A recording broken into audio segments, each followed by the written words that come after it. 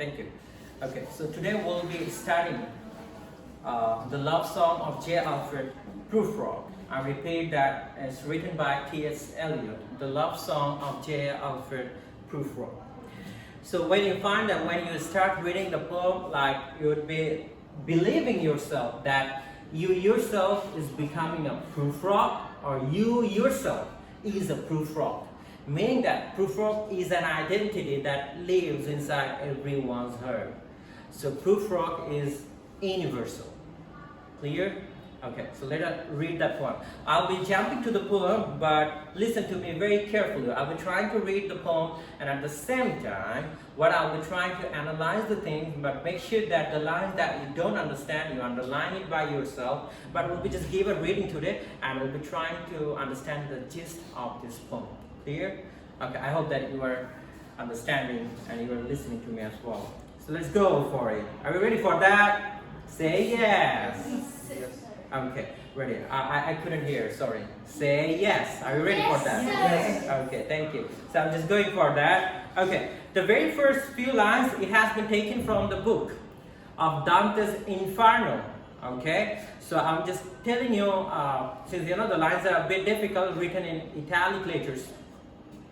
So can you see the recording is going on? Can you see everything is fine with me? Okay, so it says that, so it's a very critical moment. Like he gives you an analogy. It gives you what? An analogy. What is the analogy? He says that, you know, it's not possible that someone will be returning from the grave. No, it's not going to be possible. It's impossible, right? La impossible. It's not going to be. Do you think that you're going to return from the grave? No, you're not going to return. Okay? So this is what we believe. We're not going to return on this earth from the grave. Likewise, it's also impossible for Prufrock to express himself to his beloved or to the humankind. Okay? These are two impossible acts. So Prufrock believes himself that the way it's impossible that someone will be getting back from the grave, and it's impossible for me as well that I'll be speaking to the ladies in a gentle way. It's impossible for me. So what's the limitation? And the limitation is of being a modern human being. That's the limitation. This is the limitation that we all have as a modern human being, even though we are living in postmodernism, meaning that postmodern period. So let us read that. Okay, and I already told you that what is dramatic monologue. I hope that all of you know that what is dramatic monologue. And when you are reading the poem, you'll be finding that it's saying, I don't know whether Prufrock himself was the poet. We don't know. Or is there any existence of Prufrock? We never know. Let's assume that Prufrock itself is a mythical character. Okay, but this is universal. This is everyone. You can be a Prufrock. I am a Prufrock. Riyaj is a Prufrock. Every one of you. You're a lady Prufrock, by the way. Huh? Everyone is going to be a Prufrock. Let's go for that. Okay. Let us go then, you and I, when the evening is spread out against the sky like a patient little rise up on a table. Let us go through certain half-deserted streets, the muttering retreats of restless nights, in one-night cheap hotels, and sawdust restaurants with oyster shells, the streets that follow like a tedious argument of insidious intent to lead you to an overwhelming question. Oh, do not ask. What is it? Let us go and make our visit. Ooh. That is a ooh. And what is that ooh? The ooh, it says that it's like setting the environment. What is that environment? He's just trying to set the environment first. He has invited you. Let us go then, you and I. Come on, hold my hand. Let us go. You're moving. Okay? And this is how you should walk. And he says that we are going to walk like the evening that is spread out against the sky. The beautiful sky you can see there is spread out. Now, when you think of sky, is it infinite or finite? Is it limited or unlimited? Unlimited. So what do you think now? Let us go then, you and I, like evening spread out of the sky. Meaning what? As if like you are going to lose, you are going to lost with your beloved in an infinity. You get that meaning now? Clear? Now, someone is calling you, come on, let's go to the infinity. Not in this universe, but somewhere else, right? So this is the thing. Now he's saying that. Now go. And now he says, hey, come on, don't feel me. Don't feel me. be like a patient etherized upon a table.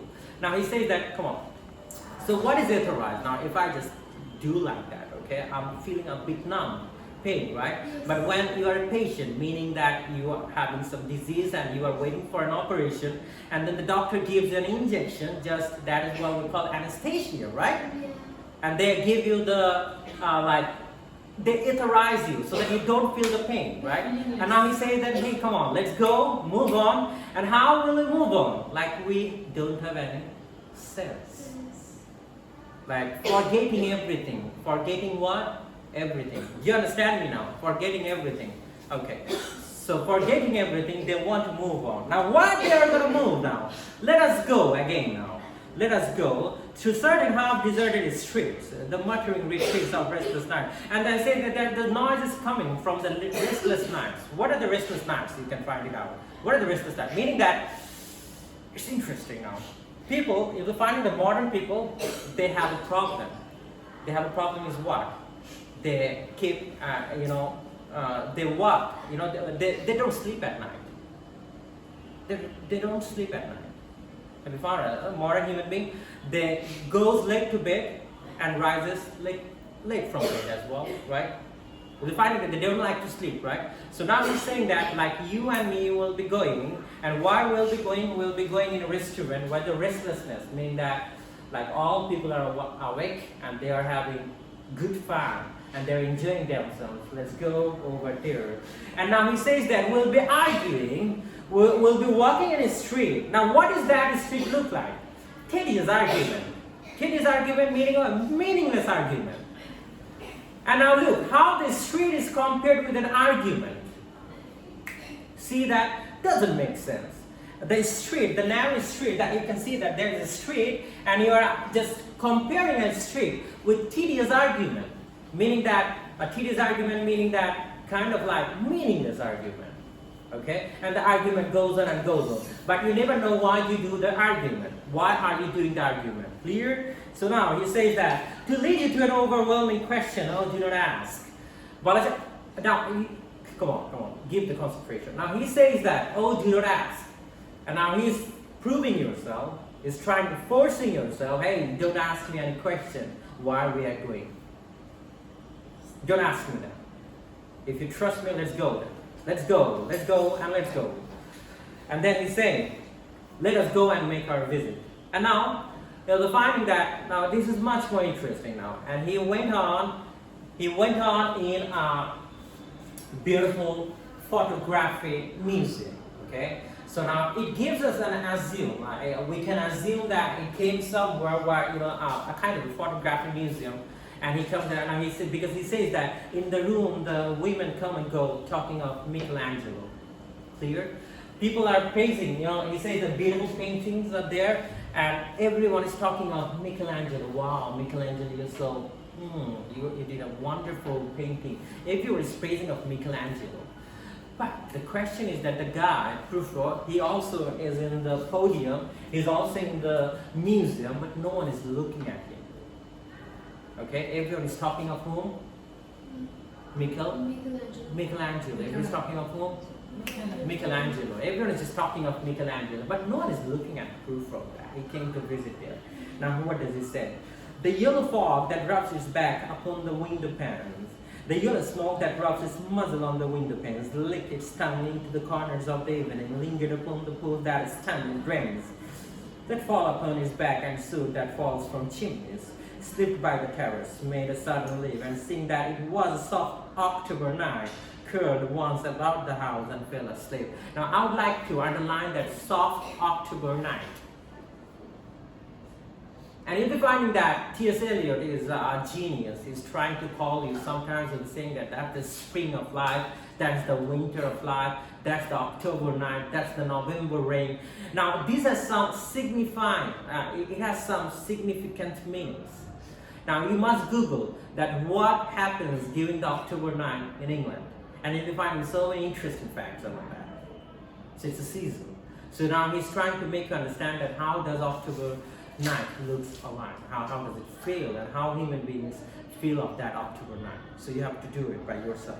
Okay, now And indeed there will be time for the yellow smoke that slides along the street, rubbing its back upon the window panes. There will be time, underline that, to prepare a face to meet the faces that you meet. There will be a time to murder and quit, and time for all the works and days of hands that lift and drop a question on your plate. Time for you and time for me, and time yet for 100 indecisions, and for 100 visions and revisions before the taking of a toast and tea. Ooh, nice. So what does he say right now? He says that, this is the most interesting part right now. He says that he says that, people are just visiting and seeing the beautiful paintings, but no one is noticing Prufrock. So he's trying to make him understand that, well, there are hundreds of times out there to make my decision. And there is also time to someone's birth or someone's death. For everything there is a time, right? In the Bible it's mentioned as well. So he's referring to the Bible as well right now. He's saying that for everything there is a time. For everything there is a moment, okay? And I know that my moment will be coming soon. This is what. Now what does he say? He says that, and for 100 visions and revisions before the taking of a toast and tea. And he's saying that right now, you are having a toast. Like if I say something like that, like imagine yourself before I just take that. What happened?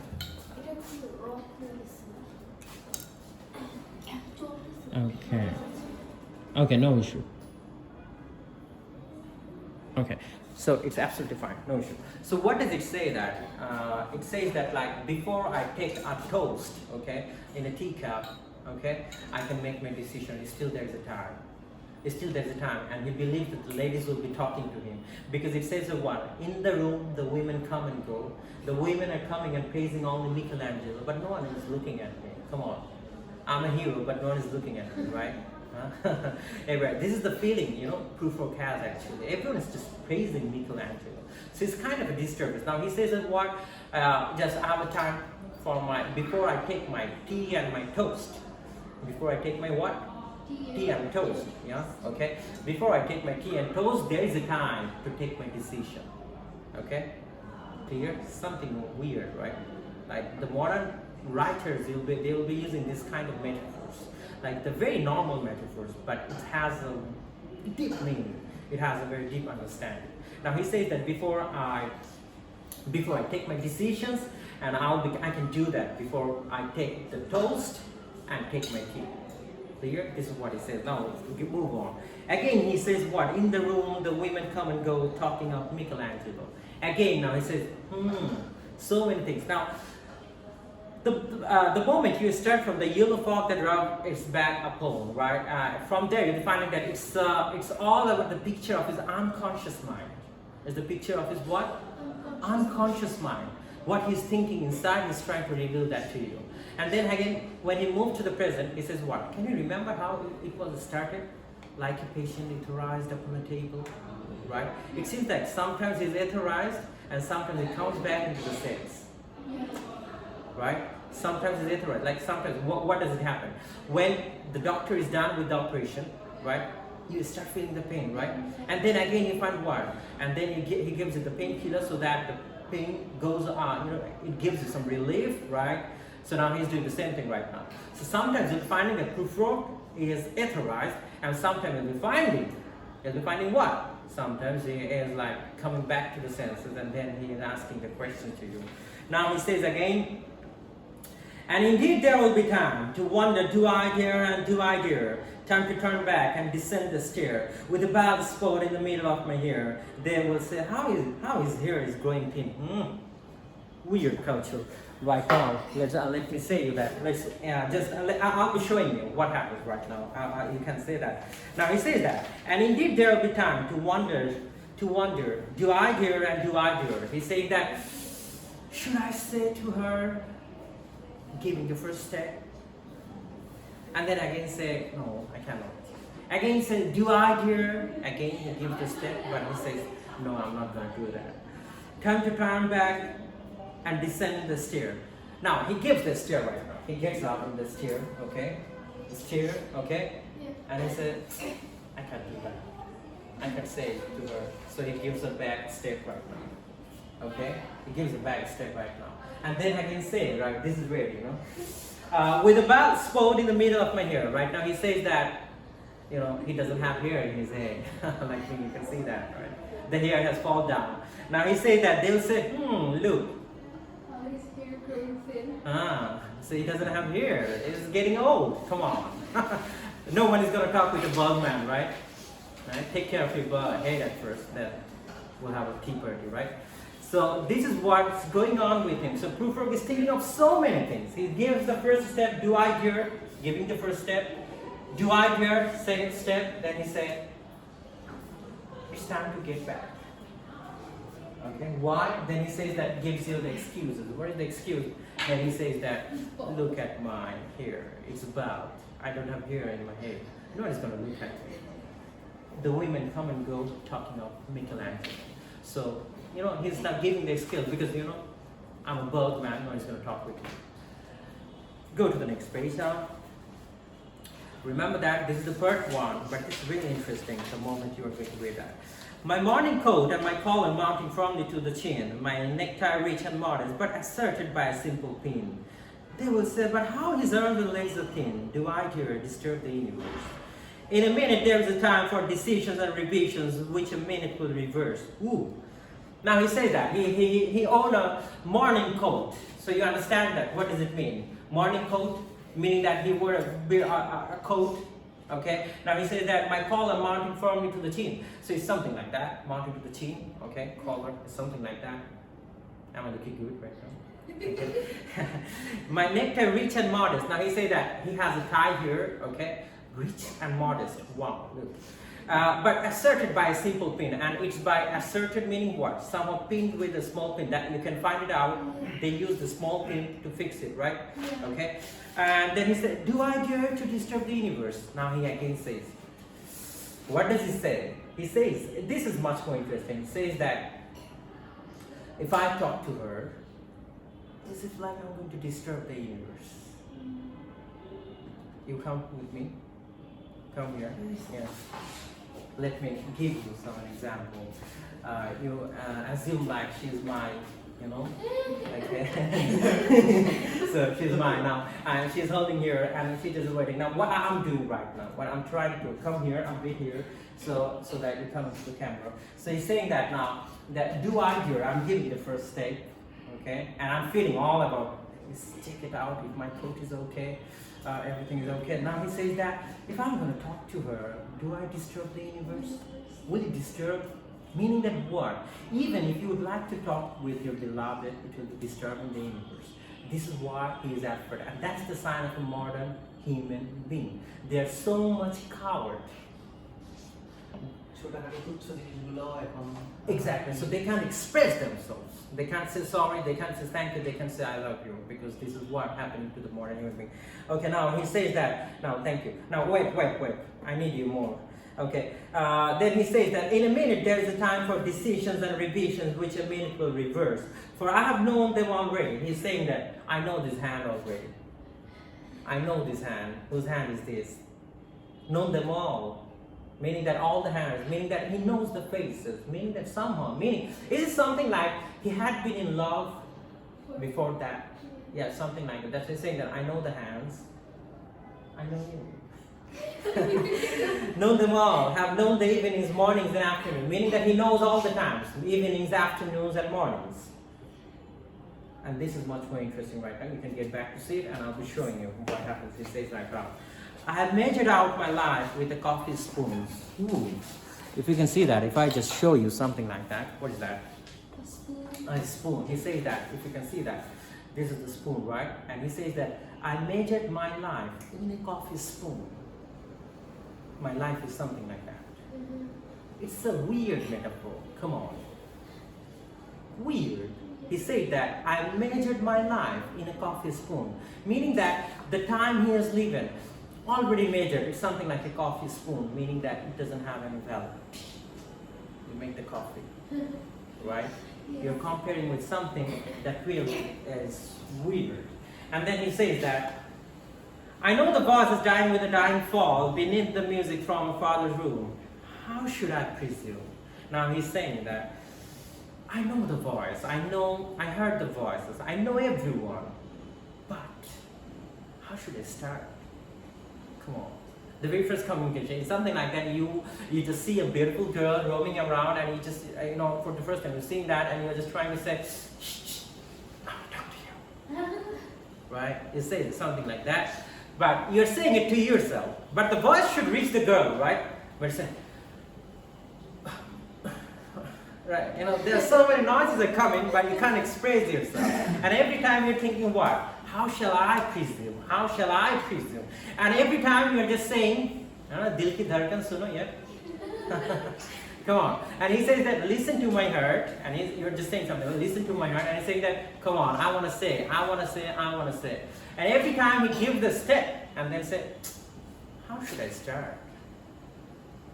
You understand? So this is the thing actually Mr. Prufrock was going through. Now just put yourself on the shoe of Prufrock right now. If you're finding that it's absolutely true, first one, do I disturb the universe? I have measured out my life in a coffee spoon. Isn't it interesting? Have you ever found someone speaking like that in a weird way? You find that's why the poetry is a jade. It's an ornament. Okay, let us go then, you and I, when the evening is spread out against the sky like a patient is rised up on a table. So this is something beautiful that T.S. Eliot wants to talk to you about. And in finding that Prufrock will be in the next section, we'll be finding that Prufrock is doing some strange thing, more strange thing. And the poem will be ending out again. How should I start? Okay, he won't be able to start. Clear? Can you remember the very first thing? Even if the dead people come back to this universe, okay, like it's impossible. And for me, it's impossible to start to have a conversation with a lady. This is something what we'll be thinking, but later on we'll be finding that this is much more, it has much more deep meaning. It has more kind of like way significant. It's not only about the modern human being who cannot express his love towards the woman, no. We'll be finding that the act of a modern human being, how he goes through the typical condition of a modern human being or a modern man or a modern woman. So a few lines are realistic about it. Can you remember? Can you just utter a few lines with me? If you can remember with me. Number one, what is the favorite line you have liked so far? Do I dare to disturb the universe? Do I dare to disturb the universe? Ooh. Right? Now it's already written on your heart, right? Do I dare to disturb the universe? Right? So how shall I presume? Meaning, how should I start? I have measured out my life in a coffee spoon. Right? Interesting, right? So Tite, I'll request you just to give a pause. Thank you so much everyone, and I hope that all of you have enjoyed the lecture. I'll be seeing the